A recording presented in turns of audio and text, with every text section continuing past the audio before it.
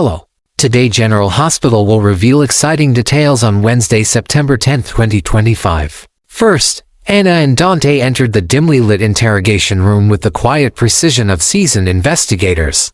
The air was tense, filled with unspoken assumptions and unanswered questions that hung heavy between them and the suspect seated across the table. Justinda had always been considered reliable, almost impossibly so, the kind of person others turned to when trust was scarce.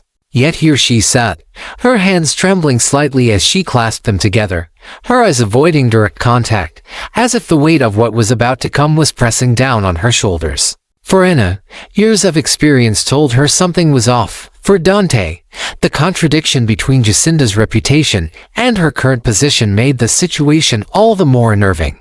The investigation into Drew's shooting had moved quickly, but until this moment, every lead had seemed frustratingly incomplete. Witnesses spoke of shadows and confusion, evidence pointed in several directions at once, and the silence of those closest to Drew had created more mystery than clarity. Anna had been determined to narrow the circle, relying on her sharp instincts and methodical reasoning. Dante, equally relentless, had pushed for answers in every corner of Port Charles. Together, they had eventually converged on one name: Justinda. At first it seemed absurd, almost insulting, but the patterns in the evidence, the inconsistencies in her statements, and the subtle links to the night of the attack all led back to her. When the session began, Justinda's composure cracked more quickly than either investigator anticipated. Anna led with precision, asking pointed questions that cut through any attempt at evasion. Dante followed with a tone that blended firmness with just enough patience to encourage cooperation.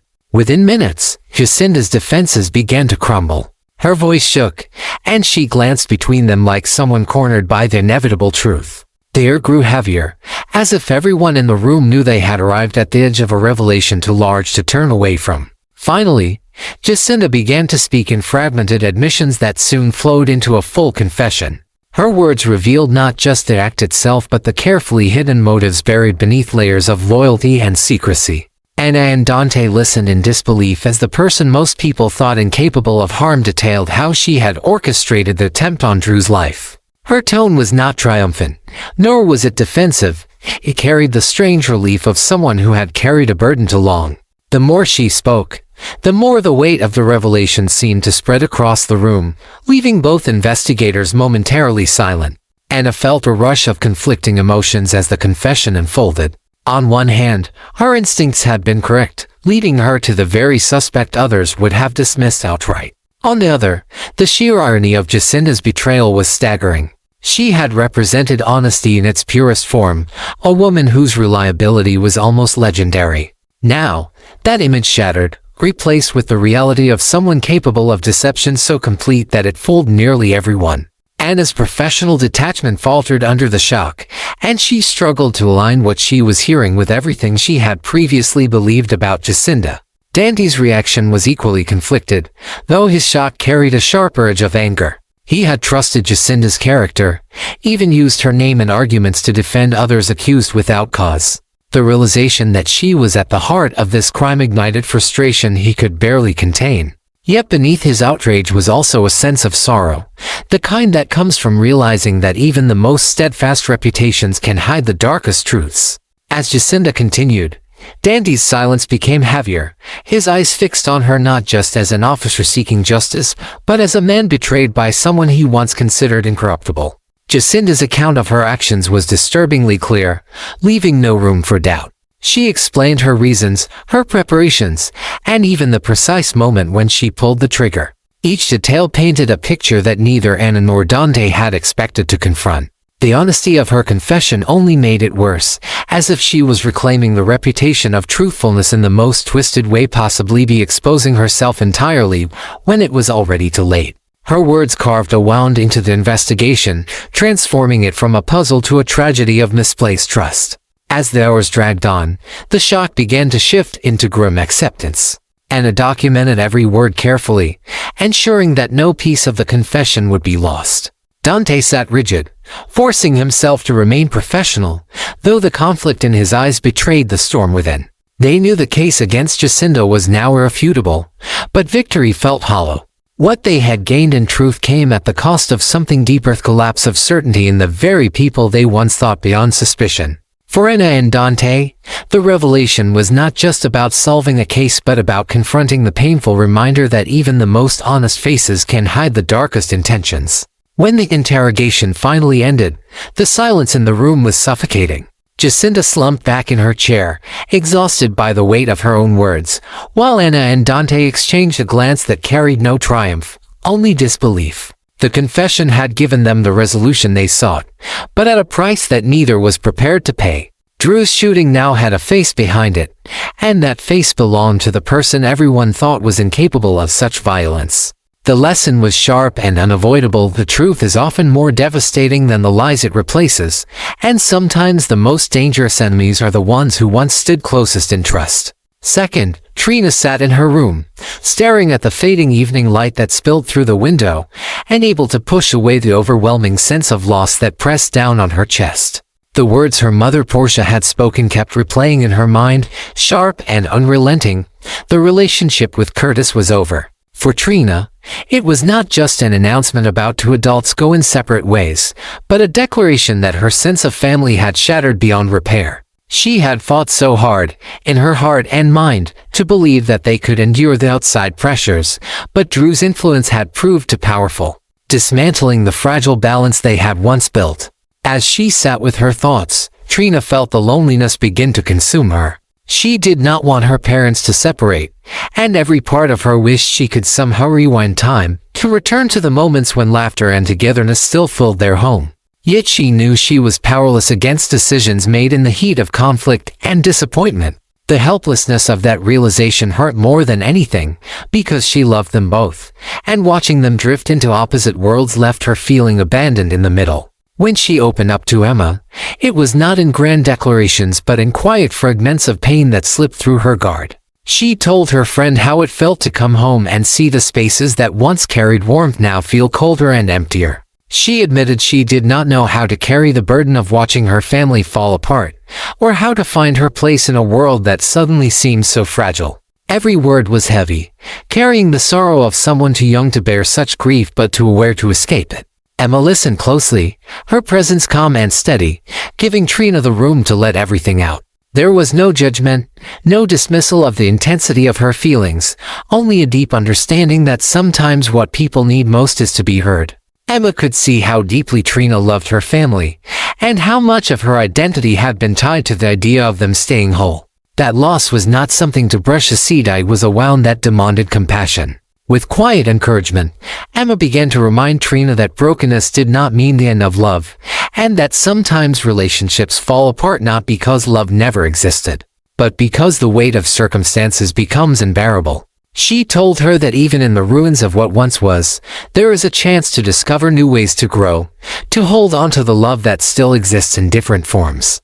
She urged her to be gentle with herself, to let herself feel the pain without letting it destroy her.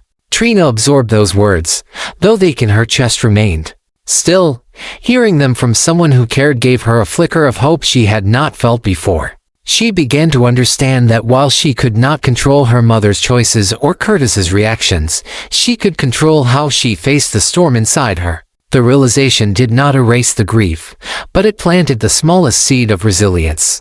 The conversation continued, weaving between sorrow and small reminders of joy.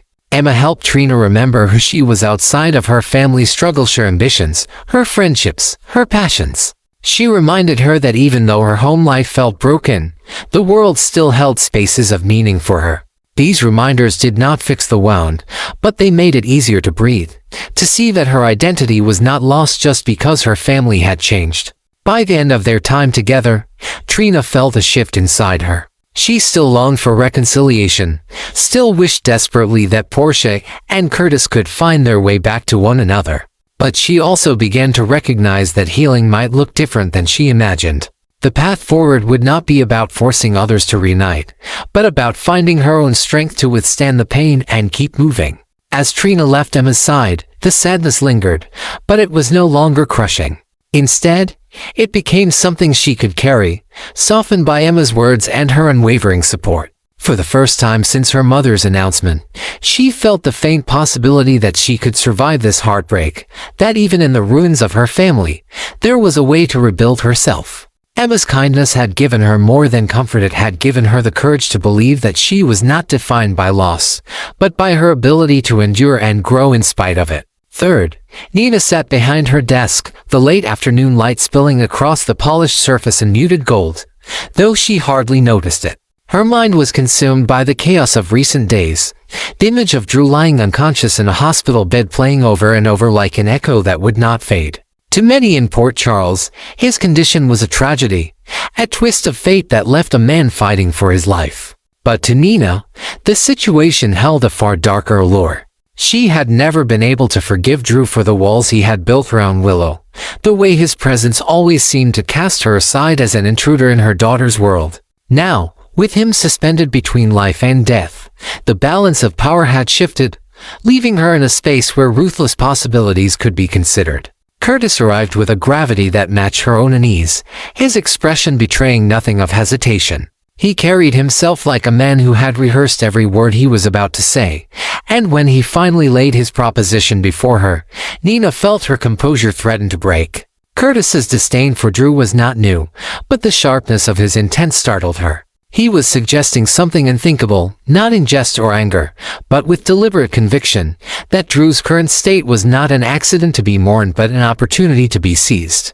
If he remained unconscious, vulnerable, this could be the chance to ensure he never returned to complicate their lives again. The shock of the idea lingered in Nina's chest like a heavy stone, yet she could not deny how closely it mirrored thoughts she had quietly entertained but never voiced. For so long, Drew had been an obstacle, a figure standing in the way of her fragile reconciliation with Willow. Every time she reached forward, he seemed to pull her daughter back, reinforcing doubts, planting questions, and making her struggle for even the smallest piece of acceptance. To imagine a future without his interference was intoxicating, a vision of freedom where Willow would no longer be divided by conflicting loyalties. Nina's silence as Curtis spoke was not born of resistance, but of calculation. She was weighing everything: morality, the danger, and above all, the outcome. She pictured herself standing at Willow's side without Drew looming in the background, no longer second-guessing her place. She imagined a path cleared of obstacles, where she could finally be the mother she wanted to be without someone constantly reminding Willow of her flaws and mistakes.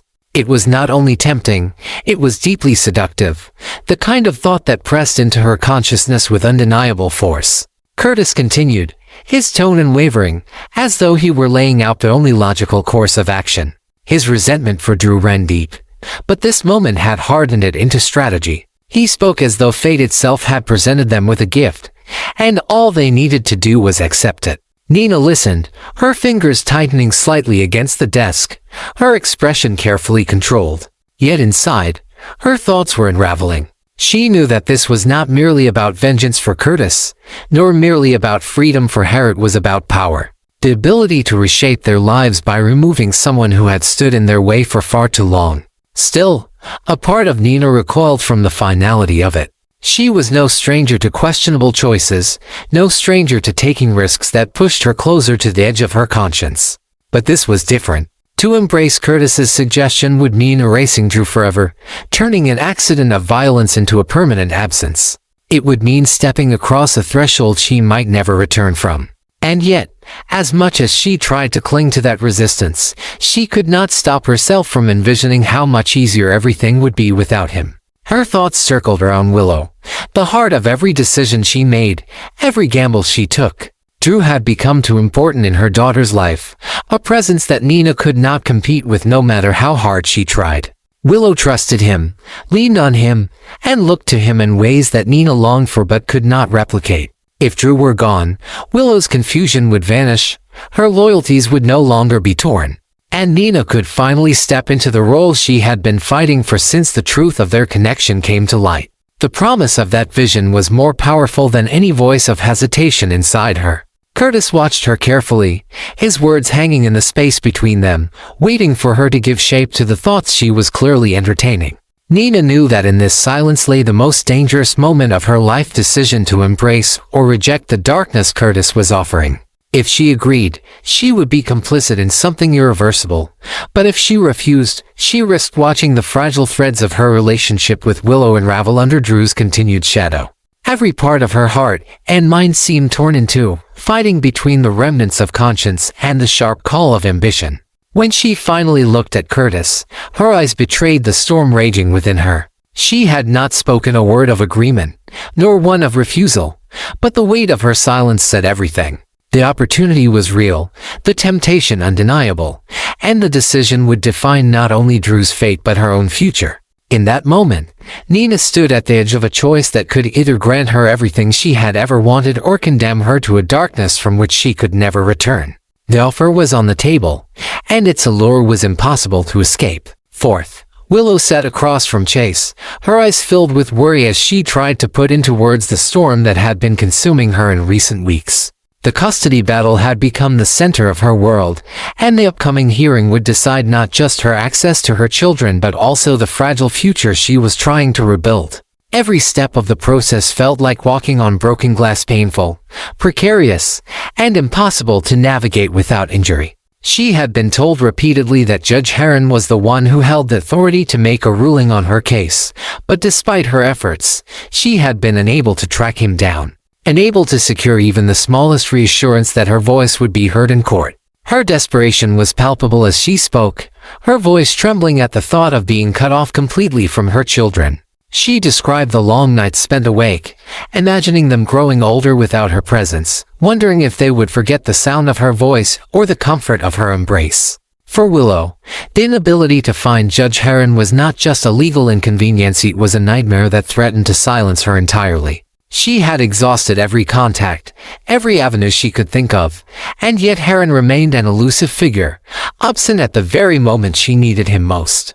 Chase listened intently, his expression a mixture of sympathy and determination. He knew how much this fight meant to her, how deeply tied her sense of self and purpose was to the role of being a mother. Seeing her in such distress stirred something in him, a protective instinct that went beyond friendship and into the territory of loyalty and unshakable care. When Willow confessed that she felt powerless without access to the judge, Chase leaned forward and assured her that he would step in. He promised to help her find Heron, to use his own resources and connections to do what she could not do alone. For Willow, Chase's offer was like a lifeline in turbulent waters. The relief that washed over her was mixed with gratitude, though it did not erase the lingering dread in her heart. She accepted his help with cautious hope, knowing that time was running short, and that every delay brought her closer to the risk of losing her children forever. Chase's confidence gave her the strength to breathe, but deep down, she could not ignore the gnawing fear that something larger was at play, something she had not yet uncovered. Chase, meanwhile, began piecing together what he knew of Judge Heron's recent movements, quietly troubled by the inconsistencies he had already noticed.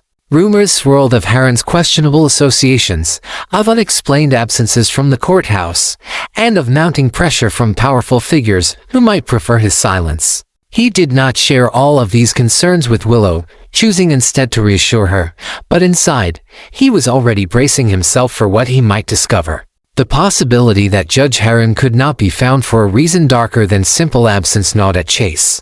If the whispers he had heard were true, if Heron was no longer alive, then everything would change in an instant. Not only would Willow's case be thrown into chaos, but the revelation itself would ignite a storm in Port Charles, exposing corruption, lies, and a cover-up that could devastate more than just one family. The court system would be thrown into disarray, and every case Heron had ever presided over would come under suspicion.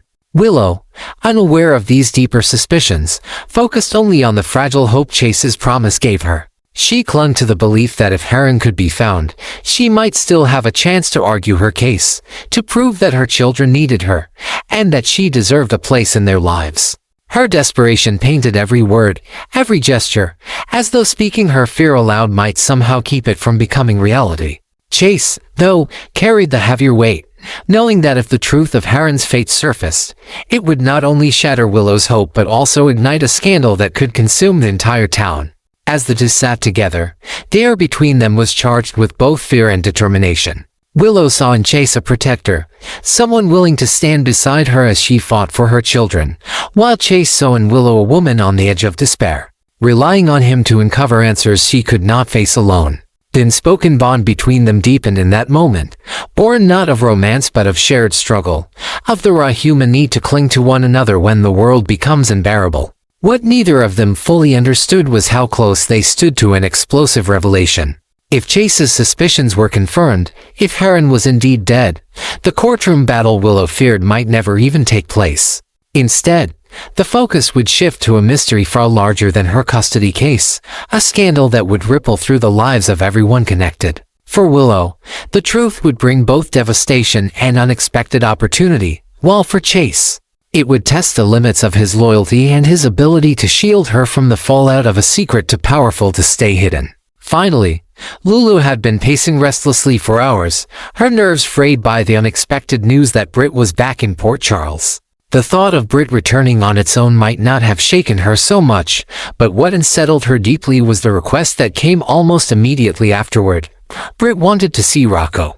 Lulu's heart tightened at the mere idea, her protective instincts surging as she imagined her son caught between the complicated tangle of adults and their histories. She feared the confusion it might bring, the emotional turbulence Rocco could be forced to endure, and the uncertainty of what role Britt intended to play now that she had returned. Her anxiety grew heavier with each passing thought, and by the time she confided in Carly, her voice was filled with worry and hesitation. Lulu poured out her concerns, painting the picture of a mother who wanted nothing more than to shield her child from pain yet found herself powerless against circumstances she did not fully control. She admitted that just hearing Britt's name in connection with Rocco made her heart pound, not with anger, but with the dread of losing her stability, her sense of certainty in being the one constant in her son's life. Carly, listening carefully, understood Lulu's fears better than most. She had spent years navigating her own complicated family dynamics, weathering storms of betrayal, reconciliation, and the constant threat of disruption.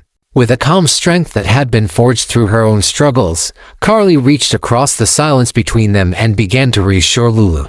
She spoke not with empty platitudes but with the grounded voice of someone who had been in the trenches of motherhood, reminding Lulu that no matter what, Rocco's bond with her was unbreakable. Carly encouraged Lulu to take a step back from her panic and consider the situation from a broader perspective. She reminded her that children, though impressionable, were not so fragile as to lose the foundation of love they had received for years. Rocco's trust and connection to Lulu would not be erased by one visit or one conversation. If anything, allowing some openness could prevent resentment from festering later. Carly emphasized that what mattered most was the consistency Lulu brought to her son's life, the sense of safety and devotion she had given him every single day. Lulu listened, her emotions still raw, but there was something steadying in Carly's tone. The reassurance reminded her that fear, while powerful, often distorted reality. She began to see that her panic stemmed not only from concern for Rocco but also from unresolved feelings about Britt, old wounds, lingering suspicions, and memories of conflict that still haunted her. Carly, sensing this, gently pointed out that the real challenge lay not in Britt's presence but in Lulu's ability to separate the past from the present, to avoid letting old grudges dictate the future of her son. As Carly continued, she painted a vision of strength for Lulu to hold on to. She reminded her that being a mother was about resilience, about facing challenges with composure, even when the instinct was to retreat into fear. Britt might want to see Rocco, but that did not mean she would take him away, nor did it diminish Lulu's role in his life. Carly's words reframed the situation, transforming it from a threat into a moment where Lulu could demonstrate her unwavering strength and her ability to handle even the most difficult circumstances with grace. Gradually, Lulu's breathing slowed, her panic softening into something more manageable. She admitted she still felt uneasy, but Carly's perspective gave her the space to see beyond the immediate fear. For the first time since hearing the news, she allowed herself to believe that things might not spiral out of control, that she had the power to guide the situation without being consumed by it. The reassurance settled into her heart, like a reminder that she was not alone in this struggle, that others had faced similar battles and come out stronger.